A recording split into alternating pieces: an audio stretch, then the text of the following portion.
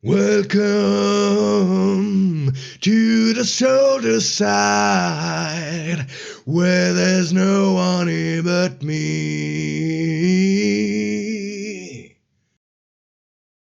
Salut les petits gnous, c'est Garga.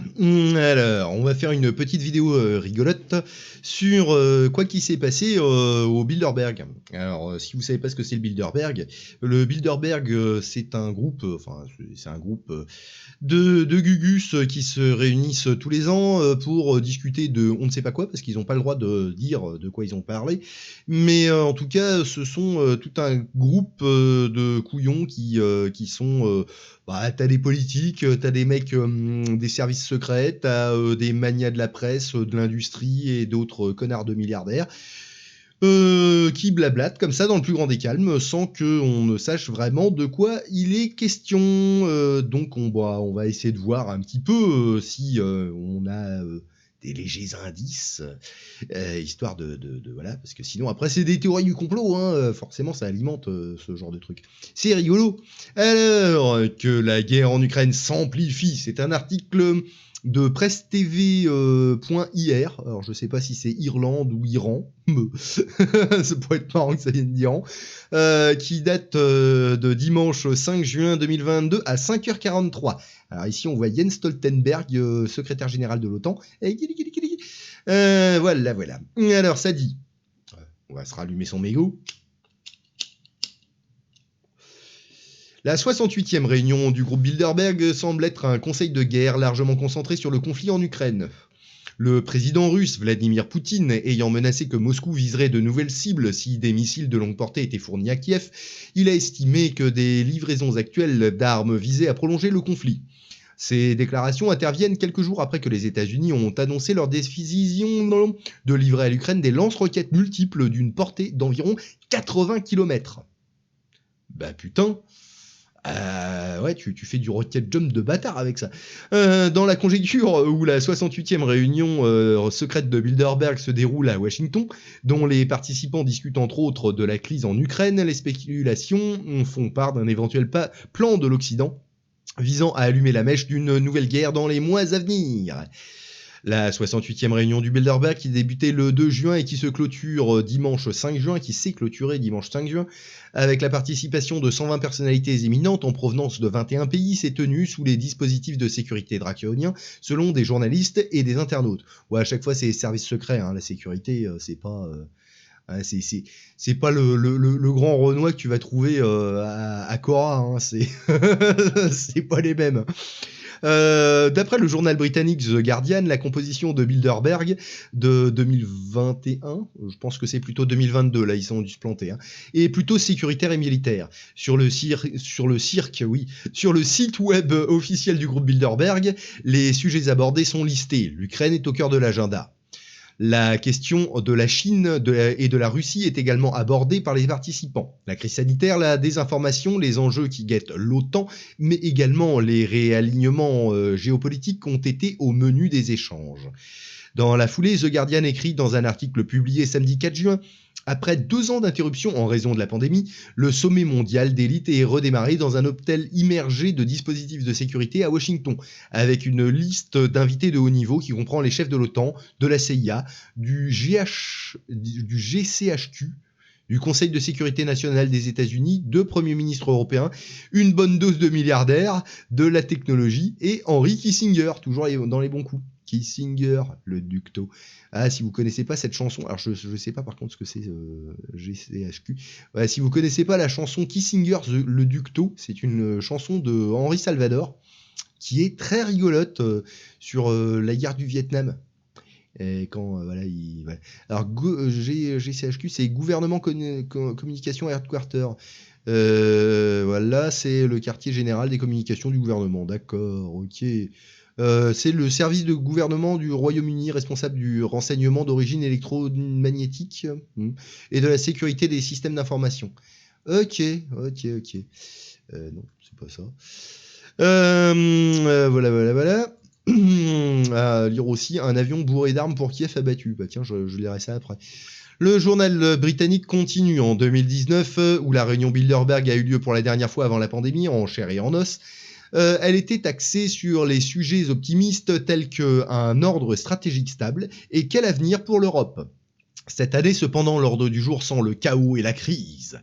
En tête du programme se trouve l'élément fadement terrifiant de réalignements mondiaux, suivi des défis de l'OTAN, dont le plus important est évidemment l'Ukraine. Pour The Guardian, la conférence de cette année ressemble plutôt à un conseil de guerre de haut niveau dirigé par le secrétaire général de l'OTAN, le vétéran du Bilderberg, Jens Stoltenberg, qui est rejoint au luxueux hôtel mandarin oriental par l'ambassadrice ukrainienne aux États-Unis, Oksana Markarova, et le PDG de Naftogaz, la société pétrolière et gazière publique ukrainienne. Le sommet rassemble des experts russes et ukrainiens, dont la secrétaire adjointe à la défense pour les affaires de sécurité internationale, Céleste Wallander, et l'ex-conseillère adjointe à la sécurité nationale, Nadia Shadlow, indique le The Guardian.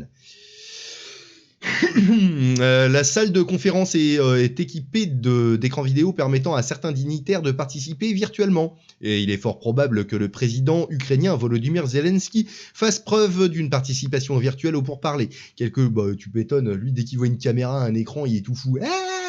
Et il y va. Quelques jours auparavant, Zelensky avait rencontré un Bilderberg, j'imagine un mec du Bilderberg, et un représentant du renseignement américain, Alex Karp. Ouais. Alex Karp. Remarque, dans le renseignement, il vaut mieux pas trop parler et être assez discret. Et une carpe, c'est connu pour ça. Oui, j'aime l'humour. Et me beurrer la biscotte.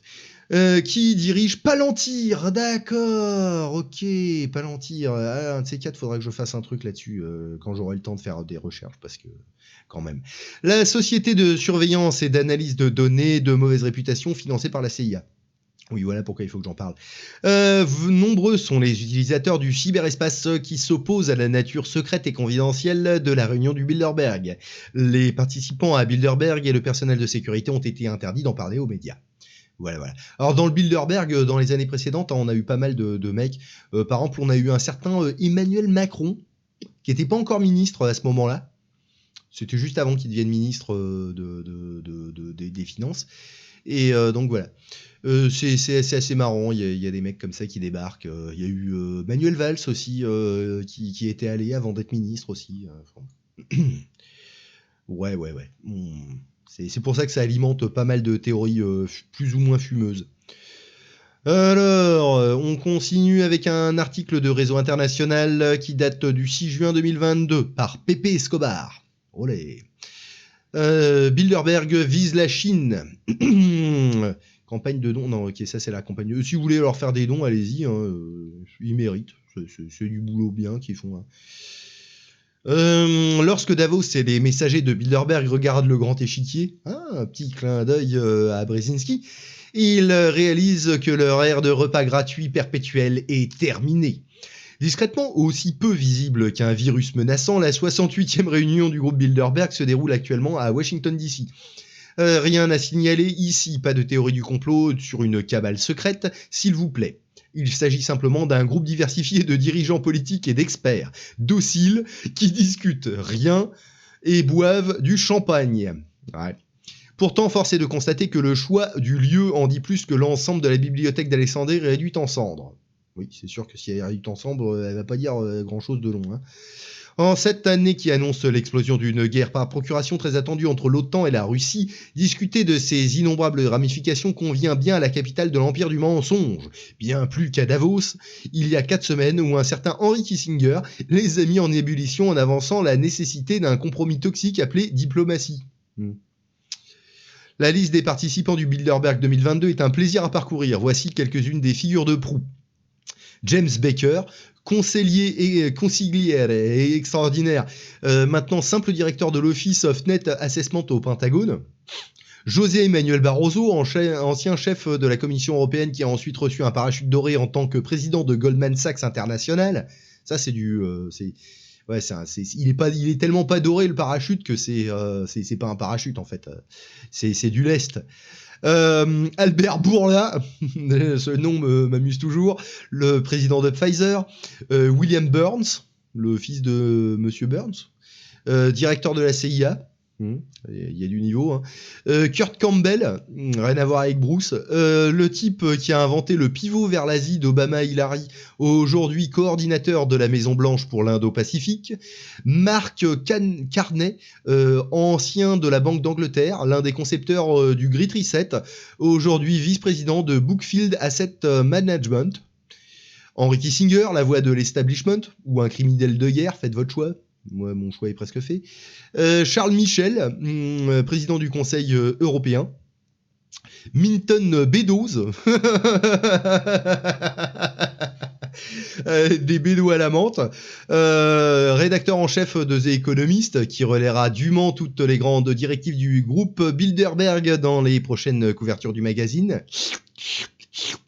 David Petraeus, président du KKR Global Institute. Je sais pas ce que c'est ce truc-là.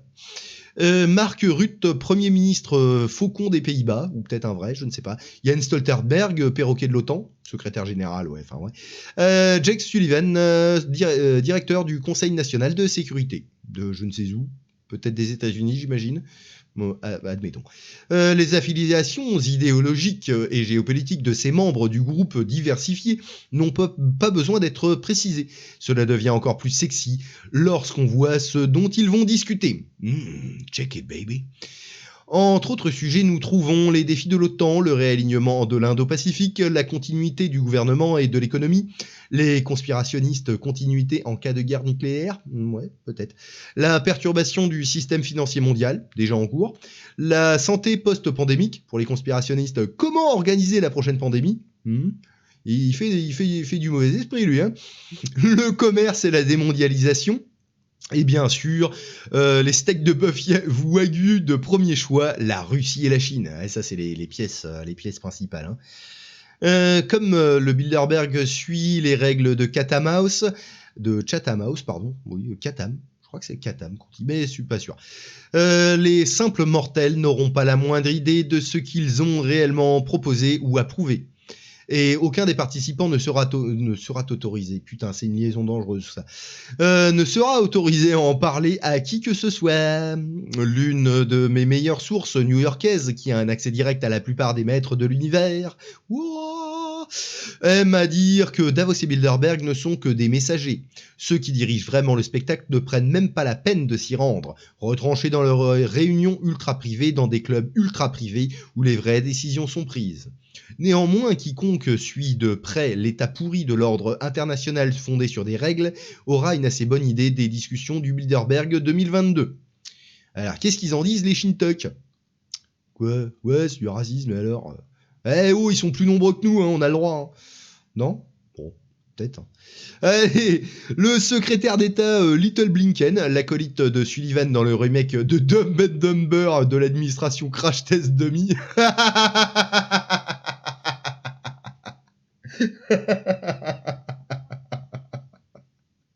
Crash Test Dummy. Ah putain. Récemment affirmé de la Chine a récemment affirmé que la Chine soutient la Russie en Ukraine au lieu de rester neutre. Ouais, bah il reste neutre en fait, mais ouais. Mais ouais, comme il disait George W, si t'es pas avec nous, t'es contre nous, donc ouais, voilà. Hein. Raisonnement binaire, hein. C'est marrant pour le pays qui a le plus de non-binaires de la planète. Mais ceci est une autre histoire. Ce qui importe vraiment ici, c'est que Little Blinken laisse entendre que Pékin veut déstabiliser l'Asie-Pacifique, ce qui est une absurdité notoire. Ouais, enfin ouais, c'est vrai que la déstabilisation des voisins, c'est pas une spécialité, c'est une spécialité des Anglo-Saxons en fait. C'est parce que les Anglais, ils s'en foutent de foutre le feu sur un continent. Ils ont pas de voisins directs, ils ont la mer entre eux, donc ils s'en foutent de déstabiliser à côté. Et les Américains, c'est pareil, ils s'en foutent. Alors que les pays qui ont des voisins directs, bah, ils évitent de déstabiliser leurs voisins. Parce qu'ils savent très bien qu'une déstabilisation à côté, bah, ça se répand comme un feu de forêt. Et tu fous pas le feu chez tes voisins si ta maison est mitoyenne, tu vois. Enfin, t'évites en tout cas.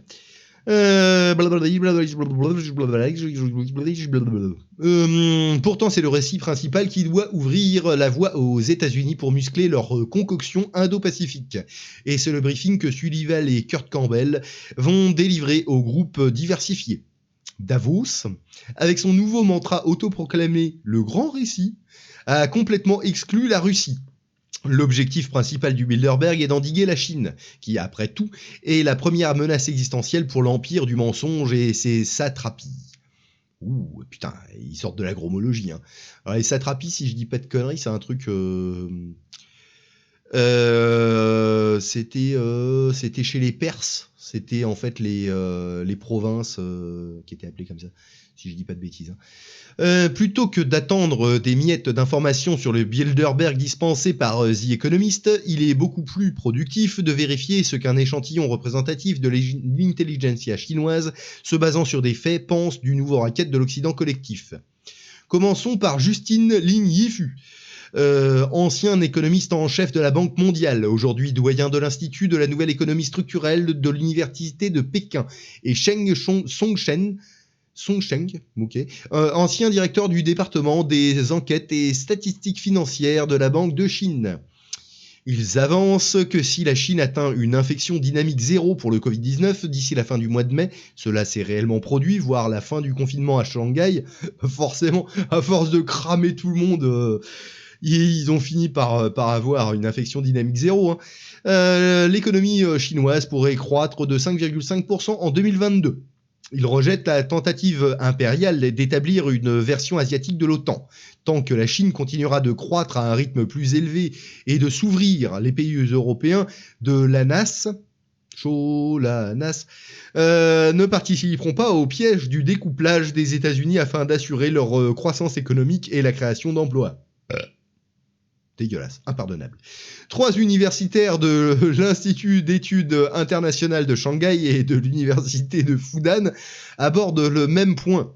Le cadre économique indo-pacifique, annoncé par les États-Unis, censé être le pilier économique de la stratégie indo-pacifique, n'est rien d'autre qu'une tentative encombrante d'affaiblir la cohésion interne et l'autonomie régionale de l'ANAS. Liu Zhongyi souligne que la position de la Chine au cœur des chaînes d'approvisionnement asiatiques largement interconnectées a été consolidée. Surtout maintenant avec le début du plus grand accord commercial de la planète, le partenariat économique global, régional. Le RCEP. Sheng Wengling, économiste en chef d'un groupe de réflexion dépendant de la Commission nationale du développement et de la réforme, note la guerre idéologique et technologique globale contre la Chine lancée par les Américains. Mais il tient à souligner qu'ils ne sont pas prêts pour une guerre chaude, car les économies américaines et chinoises sont très étroitement liées. Le vecteur crucial est que les États-Unis n'ont pas encore fait de progrès substantiels pour renforcer leur chaîne d'approvisionnement en se concentrant sur 4 domaines clés, dont les semi-conducteurs. Chen s'inquiète de la sécurité énergétique de la Chine, du silence de la Chine sur les sanctions américaines à l'encontre de la Russie qui pourraient entraîner des représailles américaines, et surtout de la manière dont le plan de la Chine visant à construire l'initiative Ceinture et Route, BRI, avec l'Ukraine et les pays de l'Union Européenne sera affecté. Putain, j'ai du mal avec sera ou quoi là ? Sera affecté. Non mais encore une liaison dangereuse de foireux là. Putain vierge. En pratique, la BRI privilégiera les corridors économiques traversant l'Iran et l'Asie occidentale, ainsi que la route de la soie maritime au lieu du corridor transsibérien traversant la Russie. Mais attends, il préfère traverser... Attends, si je comprends bien, il préfère traverser l'Iran que la Russie. C'est marrant. C'est... Ouais, marrant. C'est à Yu Yongding de... Remarque, c'est vrai que la plus grosse menace est plus russe que iranienne, hein, quand même, hein, faut avouer. Enfin, pour les Amerlocs. Hein. C'est à Yu Yongding de l'Académie chinoise des sciences sociales, la CAS, il y a de la casse, et ancien membre du comité de politique monétaire de la Banque centrale, de s'attaquer à la jugulaire, en notant comment le système financier mondial et le dollar américain ont été transformés en outils géopolitiques. Le comportement néfaste des États-Unis en matière de gel des réserves de change a non seulement porté gravement atteinte à la crédibilité internationale des États-Unis, mais a également ébranlé les fondements du crédit du système financier international dominant en Occident. Il exprime le consensus parmi les services secrets chinois selon lequel, s'il y a un conflit géopolitique entre les États-Unis et la Chine, alors les actifs de la Chine à l'étranger seront sérieusement menacés. Bah ouais. En particulier ses énormes réserves. Par conséquent, la composition des actifs et passifs financiers extérieurs de la Chine doit être ajustée de toute urgence et la part des actifs libellés en dollars américains dans son portefeuille de réserve doit être réduite. Voire même réduite à zéro, quoi. Ça pourrait être mieux. Cet échiquier est nul et non avenu. Un débat sérieux fait rage dans pratiquement tous les secteurs de la société chinoise sur la militarisation américaine du casino financier mondial. Les conclusions sont inévitables. Se débarrasser des bons au trésor américains, rapidement, par tous les moyens nécessaires, augmenter les importations de matières premières et de matériaux stratégiques, d'où l'importance du partenariat stratégique Russie-Chine, et sécuriser fermement les actifs à l'étranger, en particulier les réserves de devises. Pendant ce temps, le groupe diversifié de Bilderberg, de l'autre côté de l'étang, discute entre autres choses de ce qui se passera réellement s'il force le racket du FMI à exploser. Un plan clé pour mettre en œuvre la grande réinitialisation ou le grand récit, ou aussi le Great Reset, ou aussi une théorie du complot complètement fumeuse dont les élites parlent sans rougir. Il commence littéralement à paniquer devant l'émergence lente mais sûre d'un système monétaire financier alternatif basé sur les ressources, exactement ce que l'Union économique eurasiatique, l'UEA, est en train de considérer et de concevoir avec la contribution de la Chine. Imaginez un système contre Bilderberg où un ensemble d'acteurs du Sud global, riches en ressources, mais économiquement pauvres, sont capables d'émettre leur propre monnaie adossée à des matières premières et de se débarrasser enfin de leur statut d'otage du FMI. Ils sont tous très attentifs à l'expérience russe, gaz contre rouble.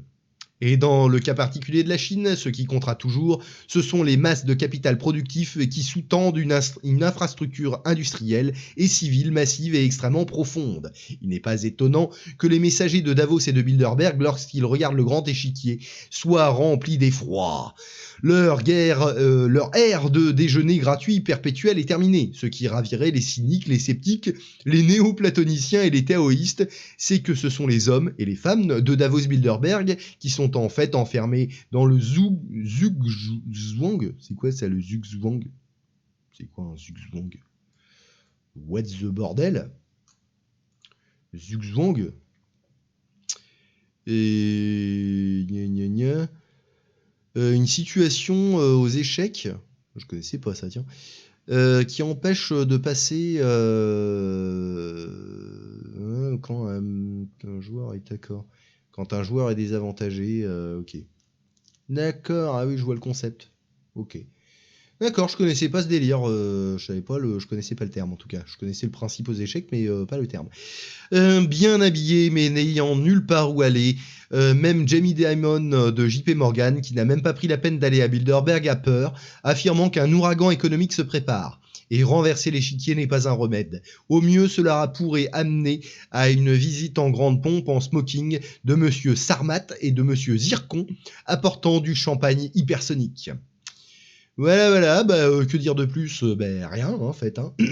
Donc, je vais rien rajouter, à part mettez un pouce bleu, abonnez-vous, défoncez la cloche, partagez, mettez les commentaires, et youpi, amusez-vous bien, bisous.